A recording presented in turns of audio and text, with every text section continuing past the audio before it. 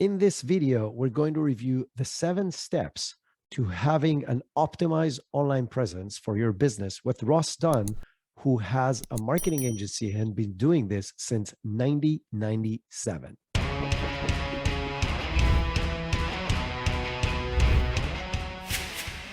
Brilliant.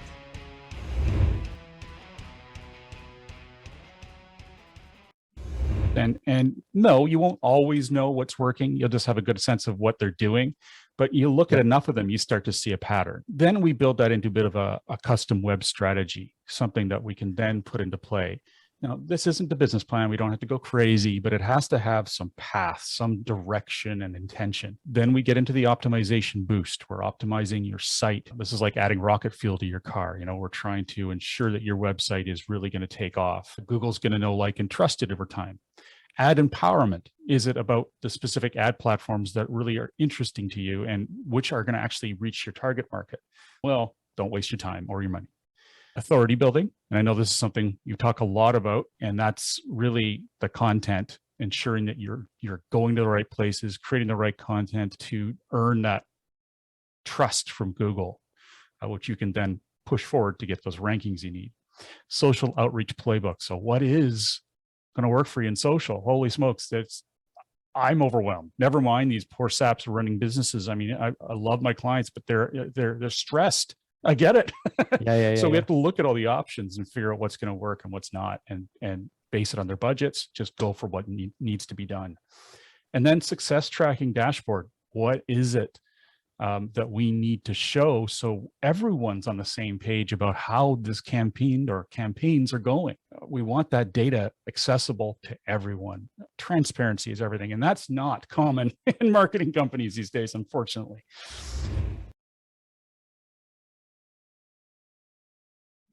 So let's look at their rankings. Those rankings you want to be found for. Who's in there? Who's regularly in there? And let's take those, run them through something like SEMRush.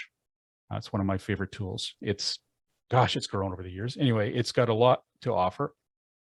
And look at the different keywords they're targeting. Look at their paid ad campaigns.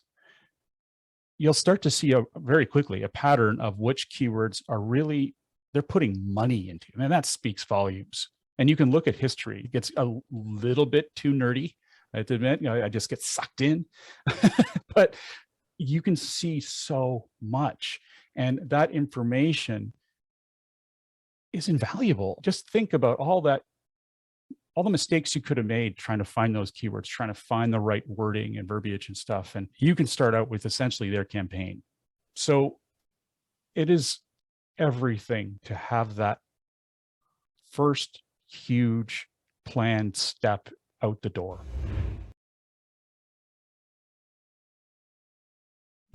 Let's take the niche example. It's something that perhaps they've invented something that is just brilliant, but no one even knows to look for it. How the hell do you get out there in front of it? True. SEO may not be the first thing you do. I mean, you obviously you want to have a site that's, when they look, they can find you.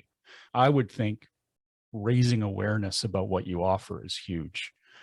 Finding content plays through similar things, like perhaps the pain point, that the reason you brought this up. Maybe you can find somebody who talks about that pain point and go, hey, have you seen this? I'm going to send you a free copy of this or whatever it is.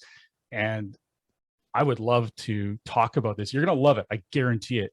And this is something that, if you have a podcast, I'd love to talk to you. Of course, you already know they do. And, that kind of stuff, it's raising that awareness it's not the classic SEO. And a lot of, again, we talked earlier, and I bring this up a lot, about how marketing companies can be different. Many of them say, oh, yeah, we do SEO, we'll do that for you. Well, no, you can't just blindly jump into one thing. You can't just do pay-per-click. You have to have a holistic campaign that's thinking about all these different things. Well, just thinking. How many companies don't seem to think? They just want your business, and then they probably know you're going to leave soon.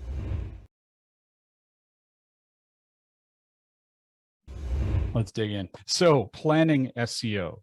If we're looking at the different types of content or different targets you want, a lot of the time it's as simple as creating, don't want to get too baffle Gabby, but silos, whatever, adding key content areas, targeting that phrase and synonyms thereof, things that are semantically connected. So if one particular key phrase is really important to you, then we'd want to create multiple levels of content talking about that maybe none of it's duplicated. It's all very useful. Oh my God, it has to be high quality.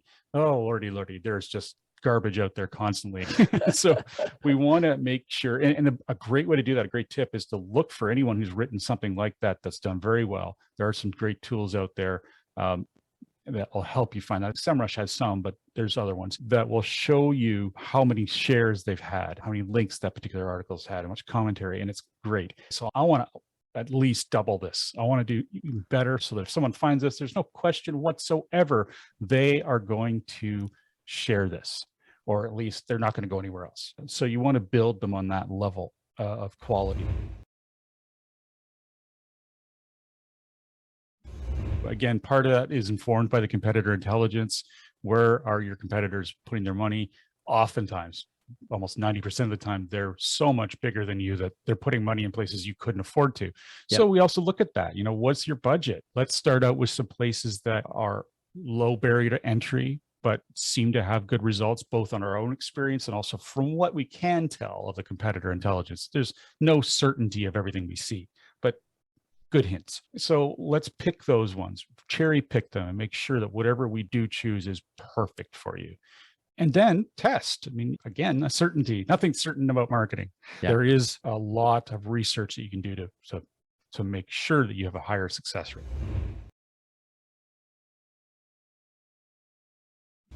You do want to have intent. You want to have a plan. And one of my favorite things to do, again, I love not reinventing the wheel, is looking at all the different content out there for similar businesses. Even if it's a niche thing, there's usually going to be something that's like similar. Yeah. What content has really done well for them? Again, use those tools like Content Animal. I think that's one still around. It's been a while since I've had to do it, but thank God for staff. Look at what has really had legs, then do better and create a good plan and stick to it. So many people falls off the plate. They're like, oh, I'll do that article next month. No. This has to be something you're doing on a regular basis and you really are dedicated to it. Even if it's not you, you're paying someone else to write it. It's got to be done.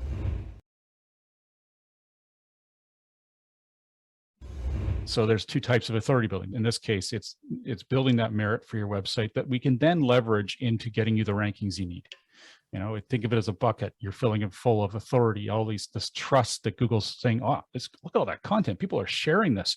This is fantastic. This site really is working hard. I'm just joking around how they would think, but that's the concept, right? They want to see that you're really earning the right to rank.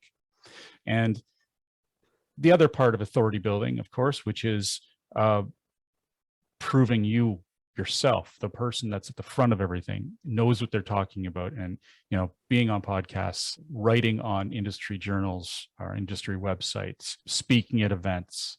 It goes on and on and on. That stuff's absolutely critical. That's expertise, authoritativeness, and trustworthiness. It's right out of Google's playbook.